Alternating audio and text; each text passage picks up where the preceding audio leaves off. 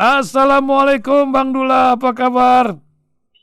Waalaikumsalam warahmatullahi wabarakatuh, Mas Masya Allah, Ihsan. Alhamdulillah sehat. sehat Alhamdulillah Bang Dullah. Sobahul Her, Sobahul Nur, luar biasa pagi hari ini. Amin. Bang Amin. Dullah, banyak kisah negeri kita ini. Kita ingin tahu dengan senioritas Bang Dullah tentang negeri kita ketika judi online menjadi sebuah permasalahan. Saya tadi bacakan ya, tingkat hunian LP kita tuh sudah 92% kelebihan. Sudah berapa yang ada dalam LP warga kita ini? 269.000, kapasitasnya 140.000. Innalillah.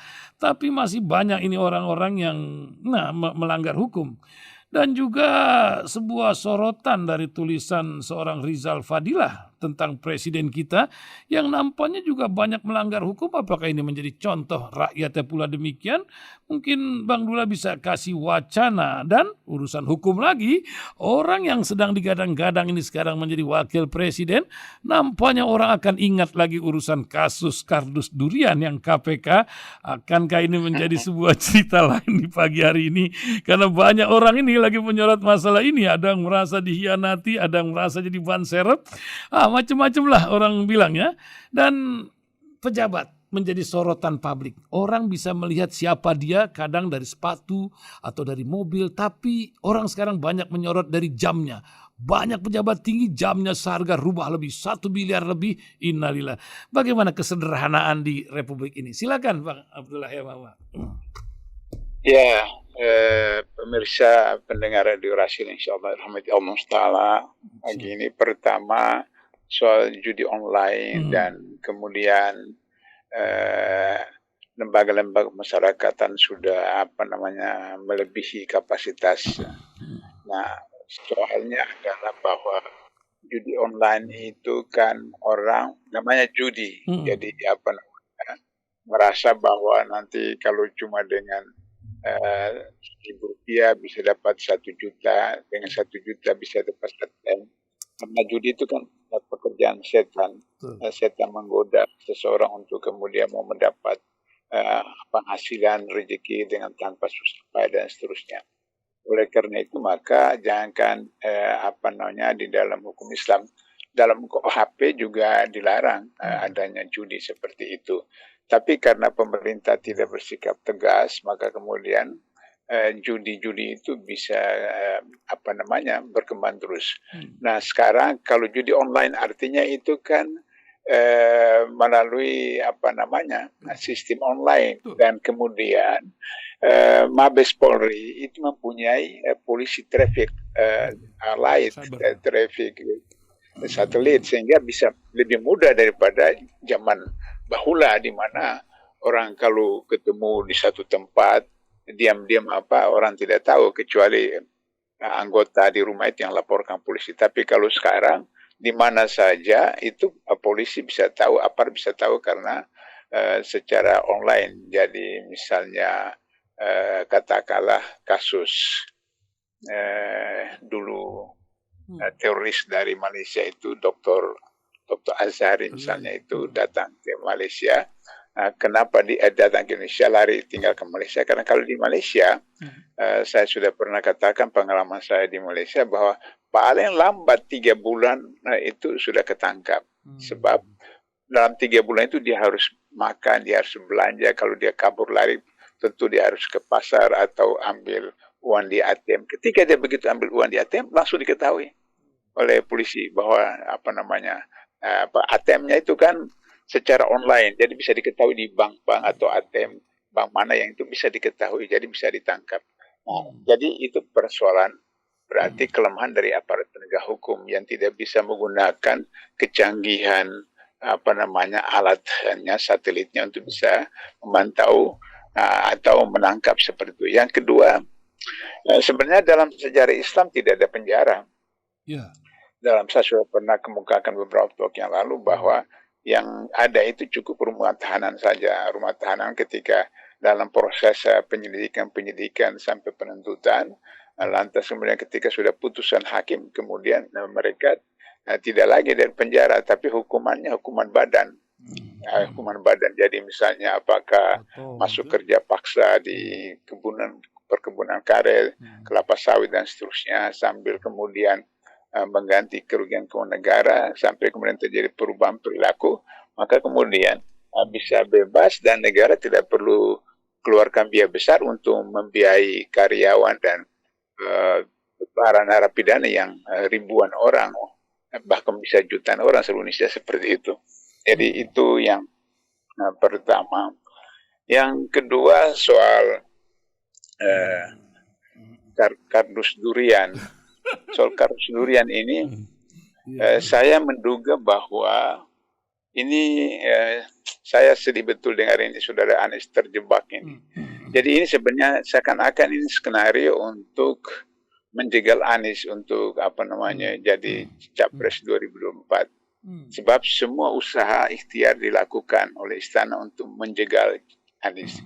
Baik itu melalui kasus Formula E, kemudian JIS dan lain-lain, tapi itu gagal. Dan terakhir ini adalah skenario Caimin itu menjadi cawapres, bakal cawapres. Nah, itu dilakukan oleh Nasdem setelah Surya Paloh ketemu dengan Jokowi di istana. Berarti seakan-akan ini adalah perangkap yang dilakukan oleh Jokowi, sehingga kalau nanti ketika sudah pendaftaran di KPU Anies dan Muhaimin Iskandar, baru kemudian dikerjakan untuk diganjal dengan cara kasus Muhaimin, kardus durian tahun 2014 itu dibongkar kembali, maka kemudian gugurlah. Ketika gugur itu, maka kemudian Anies sudah tidak bisa lagi menjadi capres 2024. Jadi itu juga bisa saya itu merupakan satu skenario. Yang kedua memang politik itu kan kita lihat politik berubah terus. Lanjut. Ya, politik itu kan politik sekuler ya, kalau politik Islam tidak. Kalau politik Islam atau dalam konsep siasa Islam itu ada nilai-nilai akidahnya, ada nilai-nilai hukumnya, ada nilai etikanya dan seterusnya seperti begitu. Tapi kalau dalam politik sekuler seperti yang diterapkan di Indonesia, maka ada istilah bahwa tidak ada musuh abadi, tidak ada teman abadi, yang ada adalah kepentingan abadi. Jadi karena kepentingan abadi itulah yang kemudian menentukan. Kita ingat 2019 Mahfud MD itu sudah pesan jas untuk menjadi cawapres. Tahu-tahu kemudian yang diumumkan adalah Kiai yang kita sekarang jadi wakil presiden.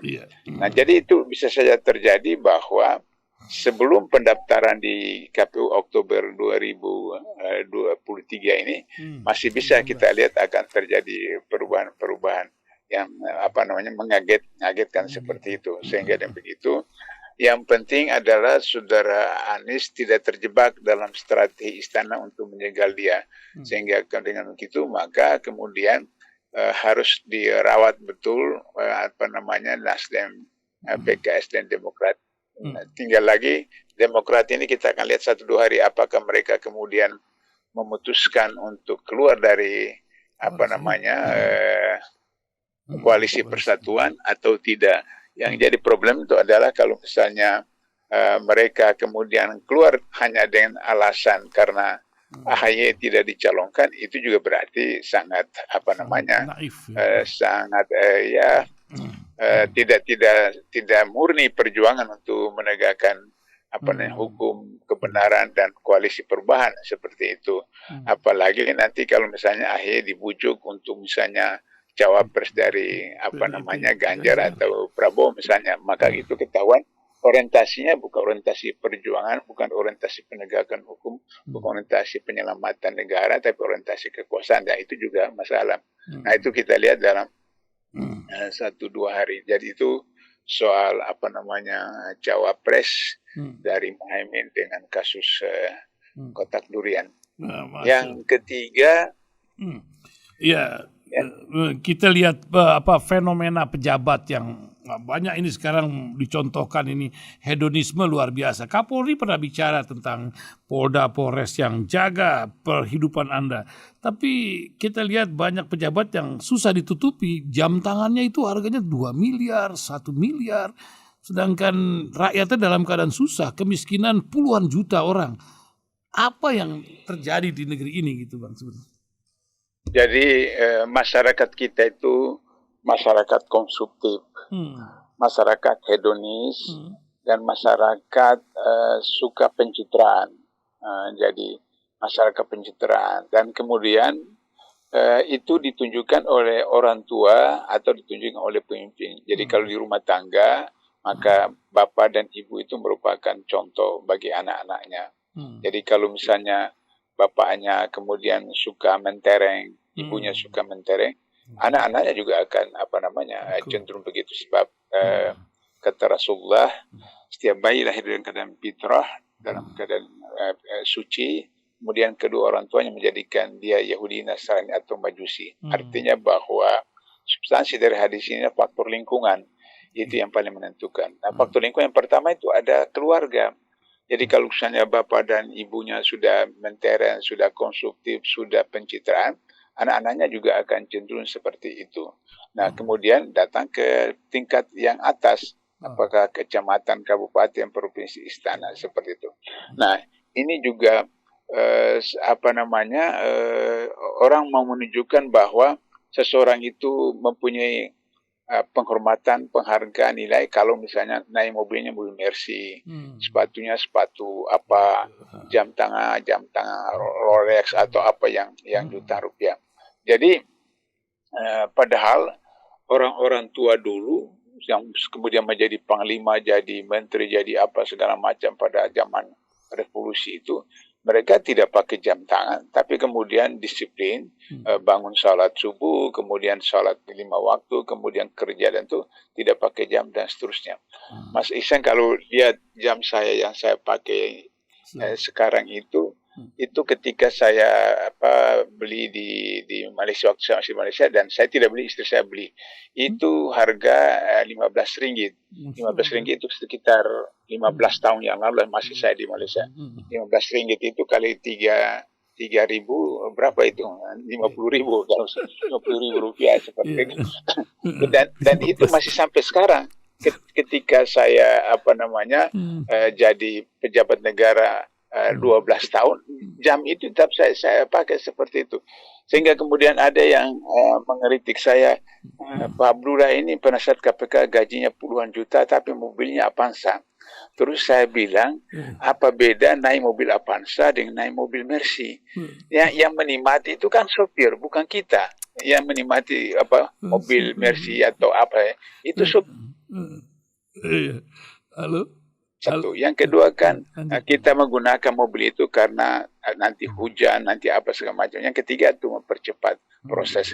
Jadi apa beda mobil Avanza, Mercy, Honda dan seterusnya.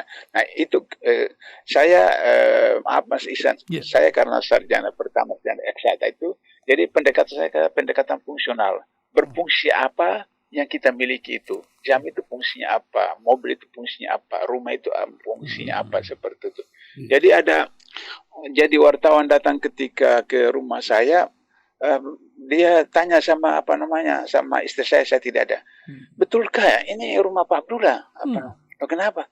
Pak Abdullah kan penasihat KPK, masa rumahnya seperti ini, seperti itu di kampung desa-desa. Sehingga kalau masih datang ke rumah saya, jangan bawa mobil besar. Mobil yang paling tinggi itu adalah Avanza. Karena kalau mobil lebih besar dari Avanza, nggak bisa masuk. Karena lorong sempit-sempit masuk kampung-kampung seperti itu. Nah, jadi ini pendekatan fungsional yang harus dipahami oleh pejabat negara. Sehingga saya pernah kemukakan pada beberapa waktu yang lalu itu di Radio Ras ini. Bung Hatta itu ketika jadi wakil presiden, menginginkan mempunyai sepatu Beli seperti itu. Tapi sampai meninggal beliau Beliau tidak memilikinya karena tidak punya duit seperti itu. Bayangkan wakil presiden proklamator Indonesia mempunyai sepatu beli saja yang standar waktu itu. Beliau tidak bisa seperti itu.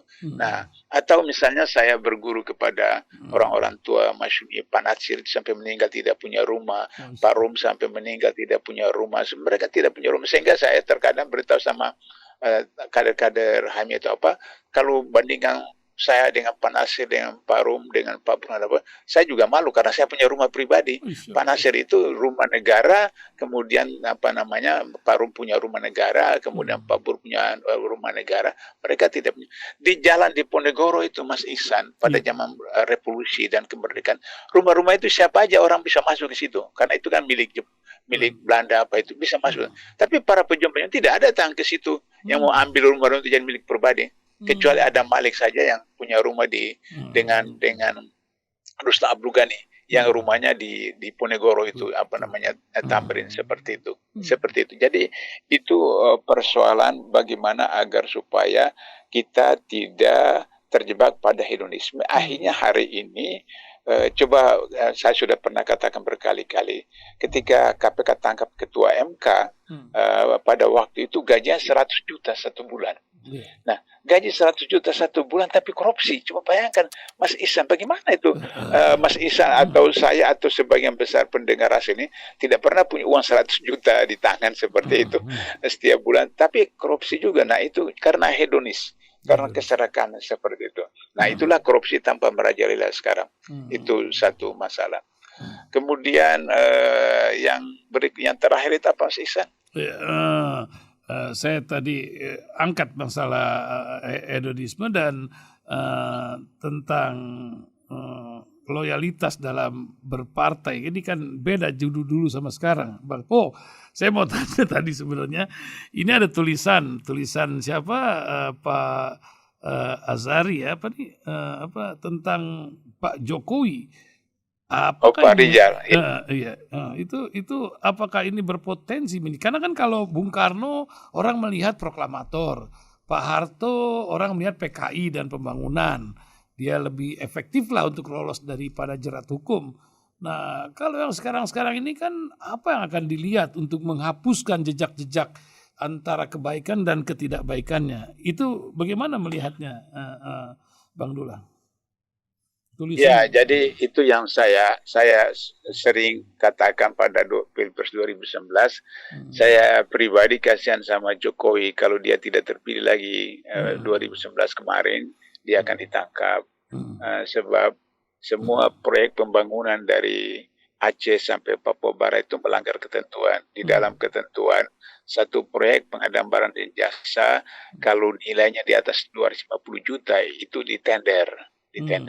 Nah, ini pembangunan infrastruktur dari Aceh sampai Papua Barat tidak ditender tapi dengan Kepres. Kenapa Kepres? Karena ketika beliau terpilih jadi presiden baik jilid pertama maupun jilid kedua, ada dealnya dengan oligarki. Itu hasil survei KPK 2019 bahwa oligarki yang membiayai untuk jadi anggota DPR, bupati, gubernur, wali kota, presiden, wakil presiden, dealnya adalah dua: pertama proyek, kedua undang-undang. Jadi karena itu maka proyek-proyek itu tidak melalui ketentuan dilelang, tapi dikepreskan seperti itu, sehingga itu harus dilakukan. Nah, coba kita lihat IKN. IKN itu kan sudah dilantik, sudah ditetapkan, baru kemudian menawarkan kepada perusahaan Cina untuk 300.000 hektar disediakan, dan itu bisa sampai 190 tahun. Coba bayangkan 190 tahun. Undang-undang tentang agraria itu bahwa hak guna usaha, hak guna pakai itu 25 tahun. Kalau diperlukan sama sekali dan memang dibutuhkan oleh masyarakat atau Indonesia, ditambah lagi 10 tahun. Jadi maksimal 35 tahun. Ini ditawarkan 190 tahun. Nah, ini persoalannya adalah bahwa penyebabnya kalau Soekarno itu setelah didemonstrasi, kemudian di unjuk rasa mahasiswa, kemudian beliau mundur seperti itu dengan super semar karena beliau itu proklamator, kemudian mengalami penderitaan, dibuang di sana, dibuang sini, di penjara sampai jadi dia merasakan itu sehingga dia mengutamakan rakyatnya, bangsa daripada dirinya sendiri. Karena itu dia rela. Begitu juga Soeharto itu jenderal. Dia menjadi panglima Mandala ketika perebutan Irian Barat. Sehingga dengan begitu ketika kondisinya rakyatnya kemudian dengan skenario Barat dan seterusnya untuk menjatuhkan dia memilih bahwa daripada nanti rakyat yang sengsara, negara yang rugi dan sebagainya, tidak mengundurkan. Kalau Jokowi kan tidak memiliki hal itu. Jokowi siapa dia? Kita nggak kenal dia siapa, prestasinya apa, di ormas pun tidak ada ketika mahasiswa atau jadi mahasiswa atau tidak juga tidak jelas seperti itu. Sehingga dengan begitu dia tidak merasakan bagaimana penderitaan terhadap bangsa dan negara ini, sehingga bagi dia ya masa bodoh, nanti kemudian saya sudah selesai, itu terserah kepada presiden yang akan datang agar mau bayar utang sekian puluh triliun, sekian ribu triliun.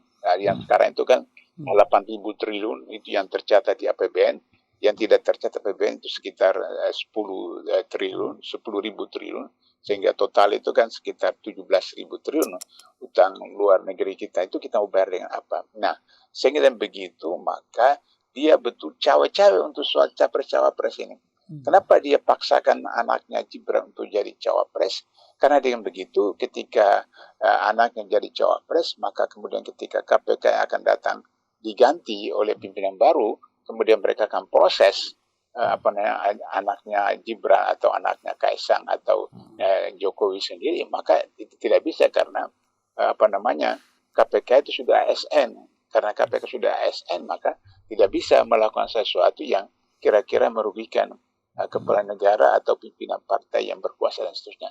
Nah itu sehingga tadi saya katakan bahwa bisa saja Surya Paloh ini untuk menyelamatkan partainya, untuk menyelamatkan aset-aset dan seterusnya, ya kemudian ya sudah deal dengan presiden cawapresnya Caimin, tapi kemudian nanti wakil presiden dari Prabowo misalnya si Gibran dan seterusnya, kemudian wakil presiden dari Ganjar ya Erik misalnya seperti itu. Jadi orang-orang yang akan menyelamatkan Jokowi pada waktu 2024 sampai 2034. Nah, 10 tahun kemudian. Siapa tahu 10 tahun kemudian itu beliau sudah meninggal atau siapa sudah meninggal, sehingga kemudian tidak diproses lagi karena dalam ketentuan KUHP itu paling lambat 16 tahun, 15 tahun kemudian menjadi daluarsa seperti itu. Seperti itu. Jadi itu karena itu maka kenapa kemudian kalau toh nanti misalnya Gibran tidak berhasil menjadi cawapres, bisa jadi wali kota 10 tahun, itu mengamankan kasus dia di Solo waktu jadi wali kota tidak menang, atau misalnya jadi gubernur Jawa Tengah juga mengamankan kasus dia jadi wali kota di Jawa Tengah. Jadi itulah problemnya kenapa kalau menjadi presiden atau presiden tidak punya basis. Nah itu yang sekarang dialami oleh Anies. Karena Anies tidak punya partai, maka kemudian itu bergantung kepada partai pengusungnya. Jadi kalau partai pengusungnya menarik diri, itu repot. Sehingga dengan begitu termasuk saya dan teman-teman mengajukan uji materi ke MK agar supaya tidak ada presiden threshold 20%. Jadi siapa saja itu bisa maju pribadinya independen dan seterusnya atau partai terserah. Tapi sekarang karena ditetapkan 20% agar supaya dikuasai oleh partai-partai besar dan partai besar dikuasai oleh oligarki, sehingga demikian mau jadi presiden, wakil presiden, menteri, bupati, gubernur, wali kota, DPR harus ditetapkan oleh oligarki. Nah ini problem serius kita yang ditulis oleh saudara Rizal Fadila. Rizal Fadila, ya. Biang keroknya itu presidensial threshold. Terima kasih Bang Dullah. Terakhir kalimat hikmah mungkin buat pendengar Radio Silaturahim di hari Jumat penuh berkah ini. Apa dari seorang Bang Dullah ya Mahua, kalimat-kalimat hikmah buat kita ingat-ingat selalu. Silakan Bang Dullah. Ya, ada salah satu hadis Rasulullah SAW mengatakan bahwa lebih baik suatu kegiatan yang kecil tapi rutin daripada besar tapi jarang-jarang. Misalnya lebih baik kita sholat sunat rawatib rutin, ya subuh, zuhur, maghrib, isya rutin, 2 rakaat daripada misalnya tahajud 8 rakaat setahun sekali misalnya seperti itu. Jadi itu apa yang kecil seperti itu. Karena itu ada peribahasa Melayu dulu bahwa kecil-kecil menjadi bukit. Jadi misalnya kita tabung 50.000 atau 20.000 atau 10.000 sehari, maka kemudian itu baik daripada Idul Fitri kasih 100.000 misalnya. Jadi oleh karena itu maka di masjid atau musala itu ada, saya perhatikan jamaah itu setiap selesai subuh dia masukkan ke celengan, ya 5.000 sekali 5.000 kan 5 kali 5 kan 25.000 daripada misalnya nanti waktu Lebaran baru kasih 100.000 setahun 100.000 atau 200.000. Jadi intinya adalah bahwa kita lakukan yang paling kecil, meskipun kecil tapi rutin, daripada besar tapi itu sekali-sekali. Nah, dalam konteks itu saya akan akhiri saran saya ini, kita ikut snowball. Snowball itu salju di atas bukit itu kecil, tapi dia bulat seperti kelereng. Dia menggelinding sampai di bawah besar seperti bola kaki besar. Nah, itulah yang dimaksud dengan ayat Al-Quran.